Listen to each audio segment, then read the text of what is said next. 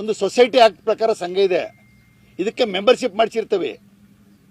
ಇದು ಏನೈತೆಪ್ಪ, ರಾಜ್ಯ ಸರ್ಕಾರದ ಸಹಕಾರಿ ಸಂಘದ ಅಡಿಯಲ್ಲಿರುತ್ತೆ.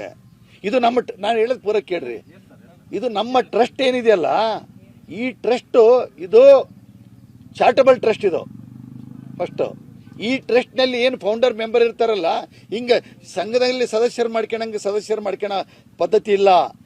ಅದು ಏನು ಸಂಘ ಟ್ರಸ್ಟಿಂದೇ ಒಂದು ಬೈಲ ಇರುತ್ತೆ, ಆ ಬೈಲದ ಪ್ರಕಾರ ನಾವು ನಡ್ಕೊಂತ ಹೋಗ್ತಾ ಇರ್ತೇವೆ ಹೊರತು ಬೇರೆ ಯಾವುದೂ ಇಲ್ಲ ಫಸ್ಟು. ಆಮೇಲೆ ನೀವೇನು ಕೇಳ್ತಾ ಇದ್ದೀರಲ್ಲ, ಇವ್ರೇನು ಲೆಕ್ಕದ ಚಳವಳಿ ಹೇಳ್ತಾರಲ್ಲ, ರಾಜ್ಯ ಸಂಘದಲ್ಲಿ ಮೆಂಬರ್ಶಿಪ್ ಬಂದಿರುತ್ತೆ, ಅದನ್ನು ಬ್ಯಾಂಕ್ನಲ್ಲಿ ಇಟ್ಟಿರುವೆ. ಆ ಬ್ಯಾಂಕಿನ ಬಡ್ಡಿ ಅಂದರೆ ಜನರಲ್ ಬಾಡಿ ವಿಚಾರಗಳು ನಡೆಸ್ಕೊಂತ ಹೋಗ್ತದೆ. ಇದು ಟ್ರಸ್ಟ್ ಹಂಗಲ್ಲ. ಇದು ಟ್ರಸ್ಟ್. ನಾವು ಏನೈತಪ್ಪ ಅಂದರೆ ಇವತ್ತೇನೋ ಕೇಳ್ತಾ ಇದ್ದಾರೆ, ಸಾರ್ವಜನಿಕ ಲೆಕ್ಕ ಕೊಡ್ರಿ ಅಂತ ಕೇಳ್ತಾ ಇದ್ದಾರೆ.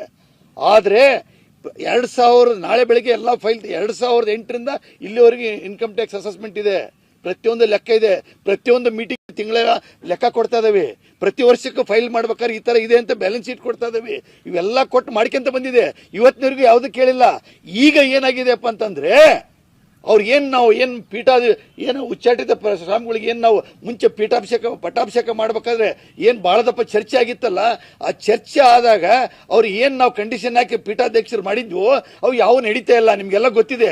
ಅವು ನಡೀತಾ ಇಲ್ದಾಗ ನಾವುಗಳು ನಮ್ಮ ಟ್ರಸ್ಟ್ನಲ್ಲಿ ಏನಿದೆ ಅಂದರೆ, ಏನು ಅವರು ಏನು ಯಾವುದೇ ಸ್ವಾಮಿಗಳಾಗಲಿ ಯಾರೇ ಆಗಲಿ ಆ ಥರ ನಡ್ಕೊಳ್ಳಿಲ್ದಾಗ ಸರ್ವಾನುಮತದಿಂದ ಯಾರೋ ನಮಗೆ ಬೇಕಂತಲ್ಲ. ಇವತ್ತು 15 ಜನ ಟ್ರಸ್ಟ್ಗಳಿದ್ದಾರೆ, 15 ಜನ ಟ್ರಸ್ಟ್ಗಳಿಗೆ ಸ್ವಾಮಿಗಳು ಒಬ್ಬರು ಟ್ರಸ್ಟಿ, ಬಾಬಣ್ಣರೊಬ್ಬರು ಟ್ರಸ್ಟಿ, ಇನ್ನು 13 ಜನ ಅದಾವೆ.